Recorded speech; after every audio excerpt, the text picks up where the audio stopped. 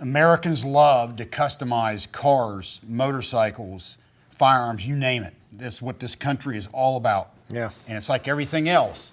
You got good, you got bad, and you got the stuff that's in between. My recommendation is before you do anything on these guns, you really got to take a look at it and say, what am I trying to do? What am I getting out of this? Yeah. And you got to be honest with yourself. Now, I just think it looks cool. That's cool. Just be honest with yourself. Be honest with why you're doing it. Don't try to justify something that honestly in the real world doesn't make sense or actually can hurt you, especially if you have to use the weapon for self-defense or duty purposes. Classic case in point, something you see on Glocks regularly is people cutting holes in the slide. Yeah.